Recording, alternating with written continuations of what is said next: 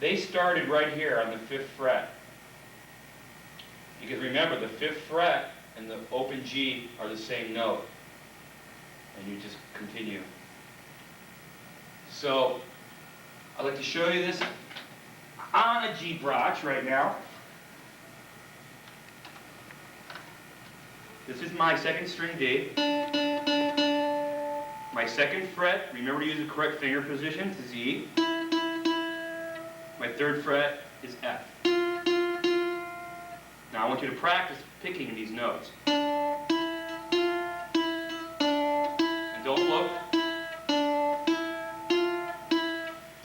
Now just to show you what I just explained about when you get to the 5th fret, you switch strings, and this is for a G instrument right now because on D's you don't have another string. Your 5th fret is the same note as this. Hear it? That's why you switch strings. Why make your life harder by playing notes all the way up and down your instrument where you can just switch? See, isn't that a lot easier? You don't have to grab any frets. So that's why you switch strings, because that G note is the same as this G note. So this is really going to be easy for your G brooches and strings. When you get to your 5th fret, you go back to your G string, and you only have to know 3 notes on this string. Okay? Well, that's going to be it for lesson 14. I want all the instruments to memorize where these notes are and the frets they correspond to. Okay? And I'll see you in lesson 15.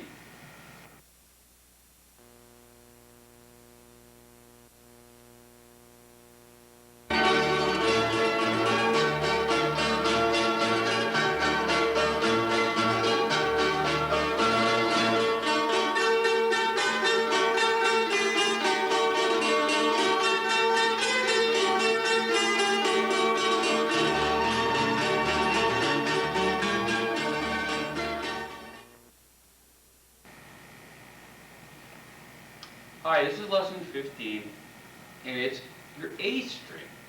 Now, all your instruments have A strings. The bass has an A string, the cello has an A string, the G brooches have an A string, the D brooches have an A string, the D bugattias have an A string. The only instrument that's not using an A string are the G bugs. So everybody else has an A string, and this is all for you. All right. A string, 3 notes. That's all I need you to know here. And we'll go to the staff. We left off on the D string, right? And remember, you know your scale, and your scale follows the A, B, C, D, E, F, G. And I also told you that that pattern repeats itself and repeats itself. And that's what we're doing as we go below the staff. You still have to follow the rules of line space, but you don't draw full lines in anymore. You just draw partial lines in. That's why when I showed you back in lesson 13 your open strings, you had little lines there, okay? We're just following the same pattern to put in the names of the notes and working our way down in sound and in scale. So if you just to explain it to you a little bit more, we'll start, for example, with the space here. We know that space is A, and we're going backwards in the scale, right? We're going G, F, E, D. What comes before D in the alphabet? C. So that's going to be your next note, C. And since D is on a space, C is going to be on a line. Okay? And that's all that's happening here. And you just don't draw full lines in anymore, you just draw partial lines. So, back to the alphabet, we're at C. I told you we're going down in sound, going backwards in the alphabet. What's before C is B. And since we're alternating from line space, just like we did here, and the last note was on a line, the next note has to be in a space. And all you're doing is, you're not drawing in the full lines like I just said, you're just drawing below the line for the space. So now I just told you that this note was C and this note was B. So what comes before B is A. And you already know this note because I just showed it to you 2 lessons ago. This is how we find this note. Now I'm explaining the way we got to that note, okay? And A happens to be 2 lines below the staff and it's on the line.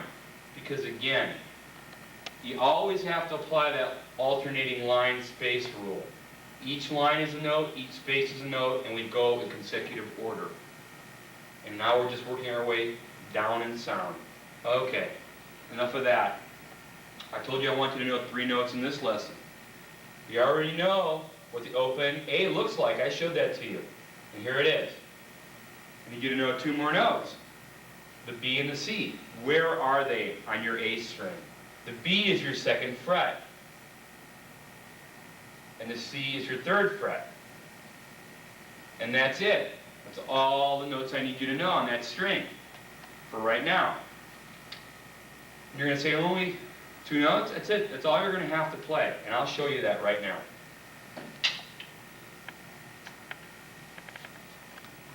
Because we're using a G brotch, their 3rd string is A. Okay? So I hit it. That's your open A. I just told you the 2nd fret. And remember, always use the correct finger position. It's B. My 3rd fret is C. So here we go. There's my 3 notes that I need to know on this string. So then what happens? Where's my D note? If I just went A, B, C, and what comes after C? D. Well, I just told you, that's your 2nd string open, right? That's why you don't have to know any more notes. Because when you get to C, A, B, C, D is your open string. So why make your life harder than it has to be by playing all these notes on one string? When it's easier just to move your hands across the neck of your body, isn't it? Instead of playing all down here and moving all around. That's why I want you to switch strings, and that's why I'm not showing you all the notes down here. You don't have to play these notes right now.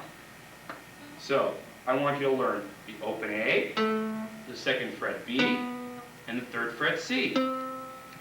And again, your 5th fret would be D if we followed the scale higher, right? But listen, same note. So don't play it here. If you have the D note, you're always going to play the D note there. Because I showed you in the last lesson and also in lesson 13 where the D note was. It's your open 2nd string. Now, you're going to wonder, maybe just by looking at the notes, how do I know when to jump strings? Well, for right now, these 3 notes are always going to be on your D string. And these 3 notes will always be on your A string, okay? So that's how you're going to know, I'm telling you. Right here.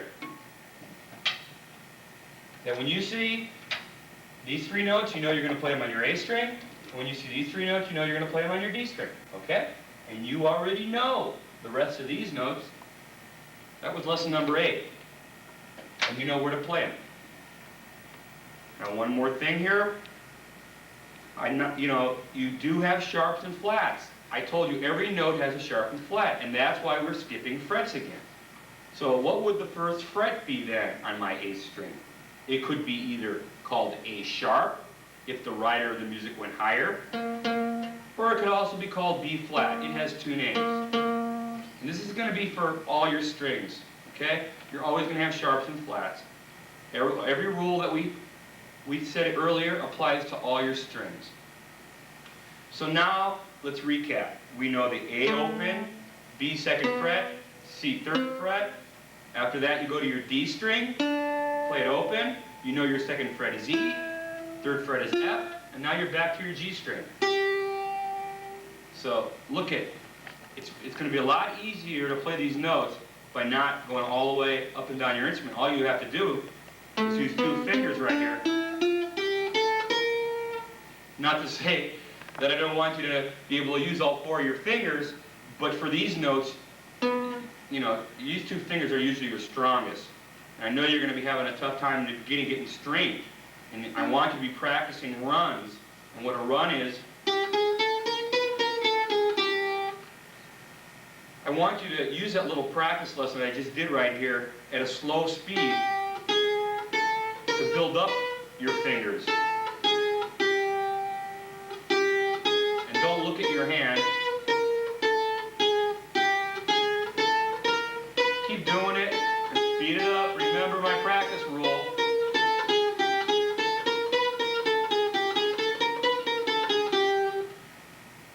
And you may be laughing at home that I can't play it that fast. Well, believe me, when I started, I couldn't either. But you have to start out at whatever speed you can do it at. And then get faster each time you do it, okay? So make sure you're doing that. In between these lessons, you should be keeping your hands strong. Not only learning everything here, you've got to build up strength in your left hand. Well, that's going to be it here for lesson number 15. I want you to take your time here. You don't have to learn a great deal of notes in this lesson, but I told you a lot about how to play the notes and where to play them, and about your practice lesson with your hand, because you do have to build up strength in your hand. And I know maybe some of your fingers are hurting right now, but once the initial pain hits those fingers and you start getting the callus, that pain will go away, because a callus has to develop on your fingers. So we'll stop right here, and I'll see you in lesson number 16.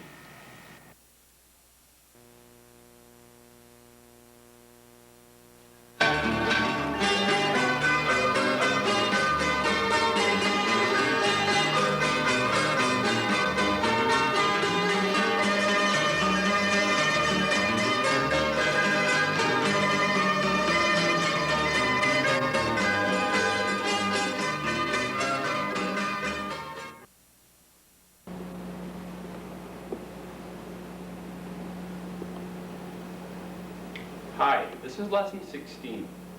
Okay, I'm going to define the notes on your E string, which is your fourth string on a G-tuned instrument.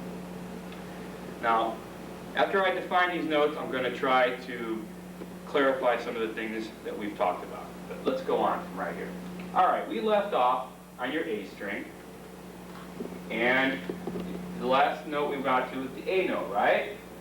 Again, we are following the pattern on the scale, listen to the terminology I say, because that might be confusing you. Scale here, and we're going down in sound, and so after A, we're going down the scale is what? G, right? And after G is what? F, and after F is E, going down the scale. Now again, look at how I drew these. You have to draw these partial lines in, and again, we're following the same line, space, line, space, line, space, line, space pattern. That's the rule for the staff. We're just using the same rule and going below the staff to find all the notes on your instrument. Okay, so let's match this up on your instrument. All right. Again, in lesson 13, I showed you this note, and I just told you to know that note by sight was E. And that's your open E string. Now, that note is F, so where do you play it? First fret on your E string, and the next note is what? G? Sorry? That's your third fret on your E string, and those are the three notes that you have to know on your E string. Now, what happens after you get to G? The next note is A, and again I told you to play your next string. You have to jump strings, and I'll show you a little easier way to figure this out. But that's the A, that's your open third string. So, if we were playing down the scale, down in sound, we play that A as your open third string, then we play the third fret, right here, play that G note, right? And that'd be on your E string. And the first fret is F, and the open string is E. All right. Now, you know all the notes that are possible to play on your tambourines. I showed you the notes all the way to the bottom and all the way to the top. Let's look at this on your instrument. All right. I do the neck of your tambourine. And for a G instrument, we know your first string is G, your second string is D, your third string is A, and your fourth string is E. And again, if you have a D prime or brach, I'm talking to the D-tuned instruments, this would be your first string, this would be your second string, this would be your third string, and you'd also have a different fourth string, which would be called B. And in the book, I show you that. But anyway, I'm using G as a G-tuned instrument as my example.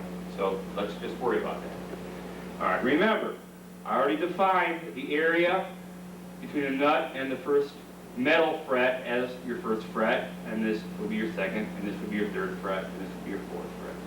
Fifth fret, sixth fret, seventh fret, eighth fret, and so on and so forth, correct? Okay? Now, here are these notes. We know that that G is your open G string, correct? Now let's imagine that you're in your house and you want to walk down the stairs to the basement.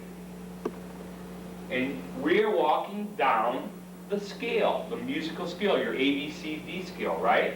And here are the notes that tell us what step to walk on. And each step is a fret. Okay?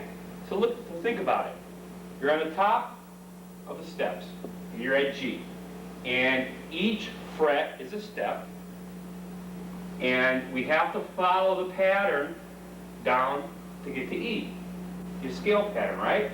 So, on your instrument, if your instrument was the first step, and we're just starting with G at random, okay? We're at G, and we want to get to F. We have to walk down the stairs, right?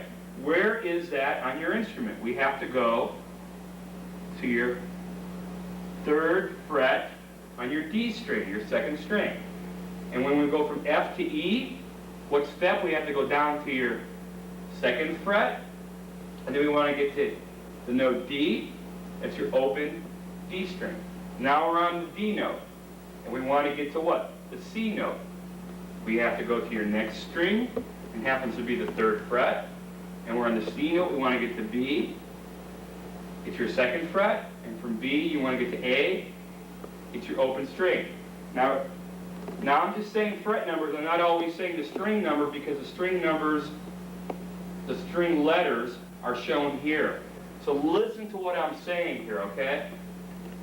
We are just following the scale down your instrument. All right. Now we're on the open A string, third string, and I just showed you these new 3 notes. And we want to get to what? G. We are going down the scale, and we're going down in sound, and as you know, your strings get lower in sound as you go this way. This is your G note, your third fret, on your E string. And where is your F note? It's the first fret, and your open string is E. Now, a while back, I showed you that whole step, half step pattern, and we're just applying it here, okay? So if you know that lesson real well, you should understand what's going on here. Now you're saying to me, well, why do I play an open A string instead of playing the A on the 5th fret here? I told you it's the same note, right? But why? How do I know what to do here when I'm looking at these notes? All right, let's look at a simple way of figuring this out. Here are the notes. You know what these notes are and where to play them. Okay, let's assume that right now. If not, stop the video and get this down pat. I told you each one of these notes correspond to one of these frets, correct? But how do I know what string to go to? Okay, this is my E string right here, right, my open E. Well, these 3 notes are played on the E string. These 3 notes are played on the A string. And these 3 notes are played on the D string. And then after that, all the rest of the notes are on your G string, open. How's that? Is that simple enough? So now, if you look at this videotape, and you look at this, what I've got here, These three notes are your E string notes. These three notes are your A string notes. These three notes are your D string notes. And all the rest are on your G string. How's that? Did that clarify that a little bit? All right. I think I'm going to stop here because I think this is pretty clear right now to you if you know this. That when you get to this note, that these next three notes are your A string, and these three notes are your D string, and all the rest are on your G string. I defined what frets they are, and as you can see here on your instrument, you're just following the scale pattern, and you're going up. If you started on the E and you were in the basement, and you want to get to the first floor, and you have to walk up the scale in sound, you're going E, F, G, A, B, C, D, E, F, G, A, and then B, and C, and so on and so forth. And I remember one more time, I'm going to tell you this, that this G down here, for example, I'm just picking a note, is different in sound from this G. It's the same note. They sound, okay, maybe not different in sound, lower pitched in sound. The same note, but you have to play it at a different position on your instrument because it's lower in sound. Lower in sound. Okay, that's the difference. So if you saw that G right here, you know you have to play that on your E string. And that G, you know, is your open G string. And you have to play there because the writer designated you to play that lower G, okay? And the same thing goes for all your notes here. That lower A has to be played on your A string, and that A right here has to be played on your G string, and you've got to know that that is your second fret, and that is your open third string by sight. In the book, I defined all these notes by fret numbers, and you have to know this now. And so what I want you to know when this lesson is done with is that by sight, any one of these notes, you'll be able to play the fret by picking on your tamburitza instrument. All right. Before I conclude this lesson, I just want to remind you detuned primes and brachas that in the book I have a lesson called 16A, and it shows you your fourth string, which is different than a G instrument's fourth string. So that's why that lesson 16A is in there. And again, you only have 3 notes also. So we'll quit right here, and I'll see you in lesson 17.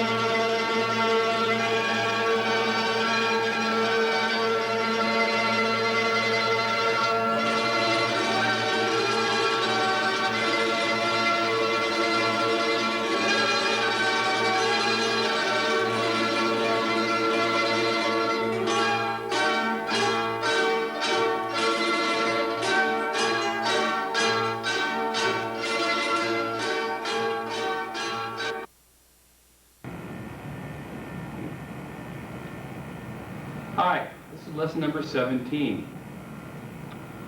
Okay, I showed you where all your frets were and the matching notes on the scale.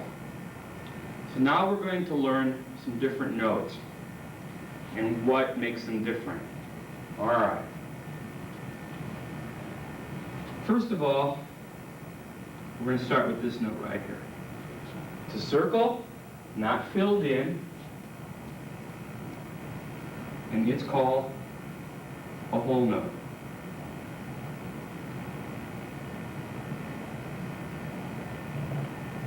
Okay?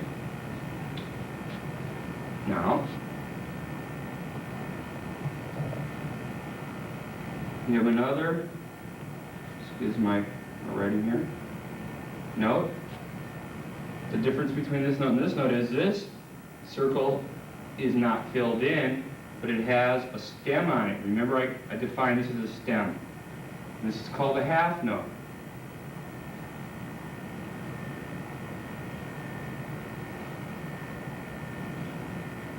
And now the note that you've seen all throughout the video so far, quarter note, which is a circle filled in with a stem on it, and it's called a quarter note.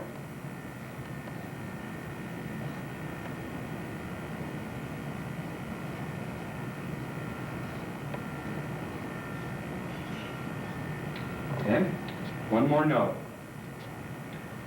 Again, we have a circle and it's filled in, and there's a stem on it, but now we're putting a flag on it, one flag, and it's called an eighth note.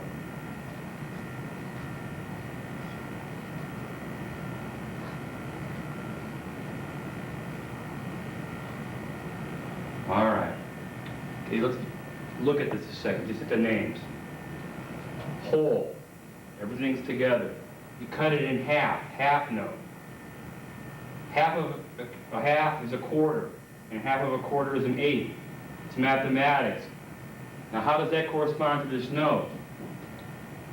All right, what these notes are telling you is what? We used notes to put on the staff before, right? And wherever a note was, you know where it is on your instrument. For example, you know where the G note is played. Okay, but what's the difference if I use this quarter note or a whole note or a half note or any of the other notes? Well, it's telling you how long to hold each note. That's all these things are doing to you. So a whole note is equal to 4 beats. So if we had whole notes, we would hold every note where one of these was seen for 4 beats. You'd count to 4. All right? Half note.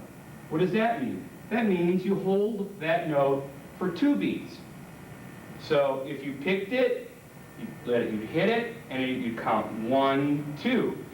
If you saw the whole note, you'd hit it, and you'd count 1, 2, 3, 4. And now we have a quarter note. And that gets 1 beat. So you only count 1 when you hold it. And an eighth note gets a half a beat. Well, let's look at this. Don't the names correspond to what's happening here? If we're using 4 as our starting point, as a whole note, and we say half note, what will happen? Half of 4 is 2. And the next note is a quarter note. What's a quarter of 4? 1. And 1/8 of 4 is a half. That's how these names relate to what the value is. We're starting with the value 4. So what do you have to know here? You have to know that when you see this note, you're going to hit that string wherever it's on and count to 4. When you see this note, you hit the string or fret wherever it's located and you count to 2. When you see that quarter note, you play it for 1. And when you see an eighth note, it only gets a half beat. Now, you're going to wonder how we play a half, and I'll show you later on. But right now, you've got to know this. Correct? I'll show you how to count it in a second, maybe the next lesson. But right now, this is what's important. That when you see this note, you know it means 4. When you see this note, 2. When you see this note, 1. And when you see this eighth note, a half. So that's the only difference when you see these notes on the staff. You know, whatever line they're on, you're going to play that fret on your instrument. And this is just telling you how long to hold on to that note. All right. Now, what if you want to count to 3? I mean, there's got to be a way of counting to 3, right? Okay. Well, you can combine these notes in any different order to get to 3, or you can do this. If we took these notes, and I'm going to write them again right here. We took a whole note, and we put a dot after it. We know the whole note gets 4 beats, right?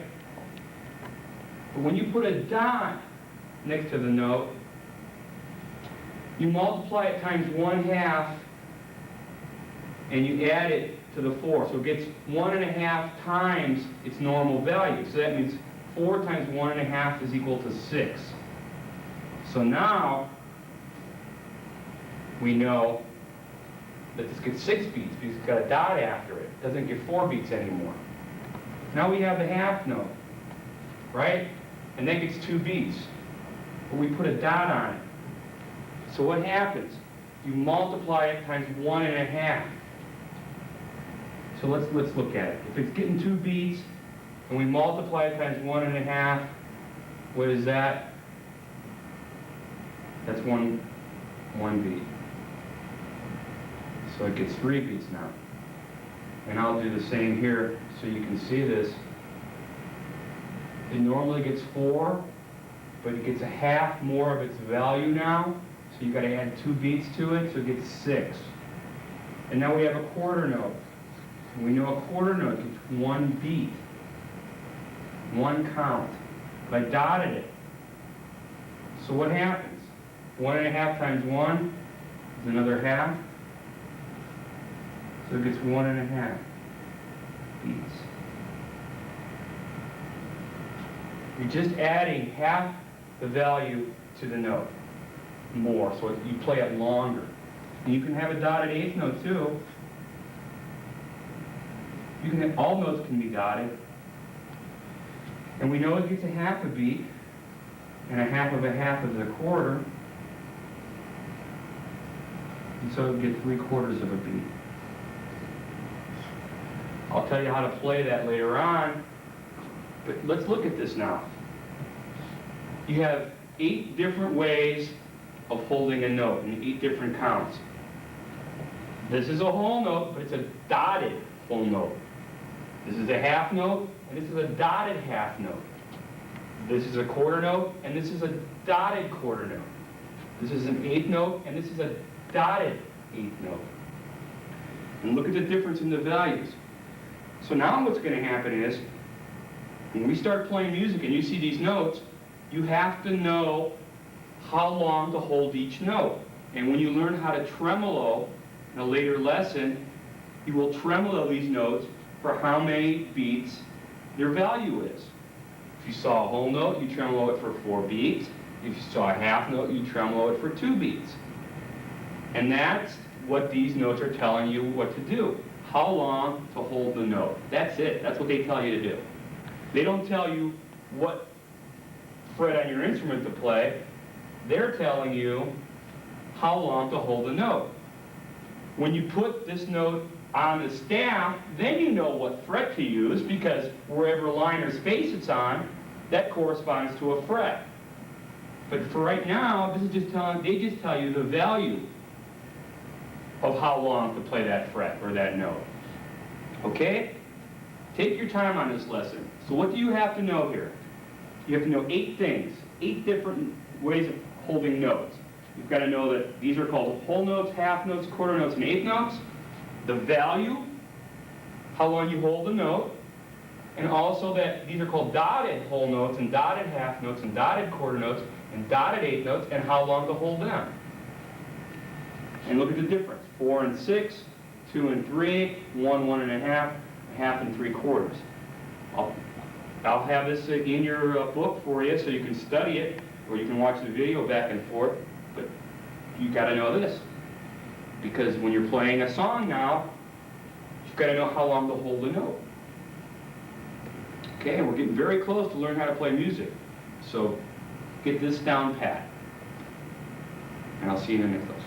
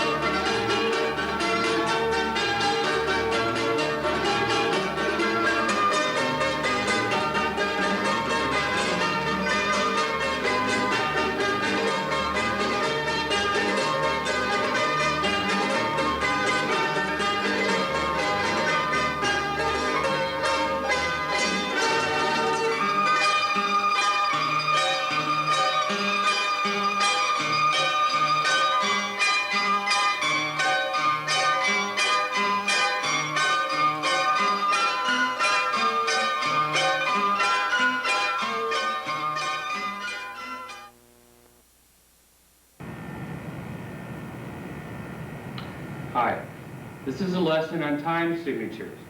What's a time signature? Okay, in the last lesson, I showed you that certain notes you have to give certain count values to, right? If you saw a whole note, you've got to count to 4. All right.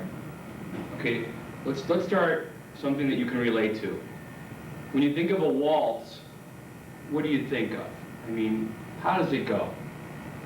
What do you count to? I mean, what's the beat, the rhythm? 1, 2, 3, 1, 2, 3. That's called a time signature. Think about it. Think about the Blue Danube. 1, 2, 3, 1, 2, 3, 1, 2, 3. Or Kukovica. That's the rhythm that you play. And that's a time signature. So let's look what a time signature is. Let's first of all write the name, time signature.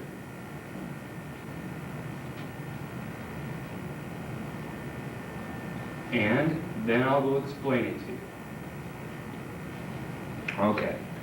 When you see a piece of music and you see your staff, you'll see your double bar, which what does that mean? That's used to start music, right?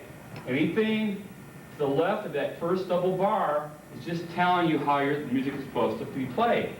And you'll always see some type of time signature between the clef and the double bar, right? Well, let's start with 4/4. Now look at any piece of music and you'll see that. And you'll always see it written here like this, right after the clef. If you're Brach or Preen or cello or Gadia, you'll have the G clef. If you have a bass, you'll have the treble clef. You'll have the F clef or the bass clef. All right, let's look at this. What this is telling you is this. The top number is telling you the beats or the count, we'll use that interchangeably, in a measure. Beats in a measure. Very, very important. You always have to count while you're playing. Otherwise, no one will play together, right? So everyone has to count the same. So 4 beats in a measure, right? And what's a measure? The area between 2 consecutive bars. So that means between each one of these bars, you've got to count to 4. 1, 2, 3, 4. Between these 2 bars, 1, 2, 3, 4. And if I drew another measure in, 1, 2, 3, 4, and so on and so forth, all the way through your music. Why? Because that just told you, that time signature told you have to count to 4. So what's the bottom note mean? The bottom note tells you what note gets the beat. What does that mean? What note gets the beat? What note gets the count? Interchangeably. It means quarter. The quarter note. When you have a 4 on the bottom, that means the quarter note gets the beat. So what does that mean? 4 quarter notes. And a quarter note gets 1 beat, so 4 times 1 is 4. That adds up to 4, doesn't it? Beats in a measure, 4. Quarter note gets the beat, and we know a quarter note is equal to 1 beat. So that means if there was 4 quarter notes, you'd have to add up to 4. It's just telling you that. So this is the note that gets the beat.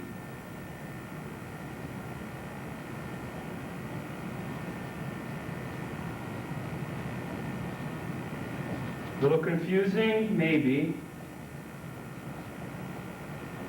Let's try to straighten it out.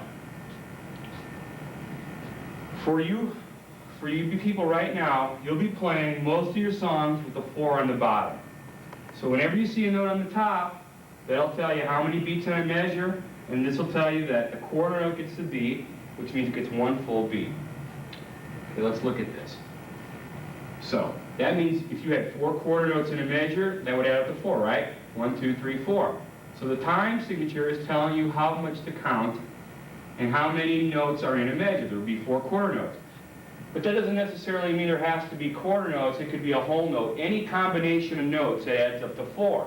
But no more than 4 and no less than 4. Because you have to count to 4 each measure. 4, 4, 4. And so on and so forth, all the way to the end of your music. because this is what your time signature is telling you. How much to count to. All right. You got that? I'm going to show you two other time signatures that you'll be using a lot of. Let's go over these two steps. All right? Again, let's act like this is the first staff on your piece of music. You look at the treble clef. Is there a time signature? Well, there's got to be. So let's draw one in. Let's do 3/4. What does that mean? That means, what's the top number telling you? The beats or counts in a measure. And how many would there be then? 3. So what would happen? You'd count to 3, correct? 1, 2, 3, 1, 2, 3, 1, 2, 3, and so on and so forth, all the way to the end of your song. All right. The bottom note is telling you the note that gets the beat, which is a quarter note. Well, it's just making sense, doesn't it? Because a quarter note is equal to 1 beat, and so every note would be 1 full count. So 3 times 1 is 3. So now we know that there's 3 beats in each measure.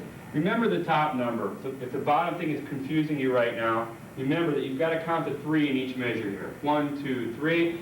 The top number, you've got to count to 4 over here. We'll do another time signature right now. 2, 4. These 3 basic time signatures will contain most of your music. Most of your songs, if not all of your songs that you'll play, will have these time signatures in them. So what does this tell you? 2 beats in a measure, right? And the quarter note gets the beat. So that means what? You count to 2 in each measure. 1, 2, 1, 2, 1, 2, all the way through. All right. Now why is this so important, this lesson? This lesson is important because if you're playing with another tamburitsa player, and let's say that you're counting to 4, and you're counting it 1, 2, 3, 4. Well, fine. Is the other tamburitsa player that you're playing with playing at the same tempo? Tempo means the same thing.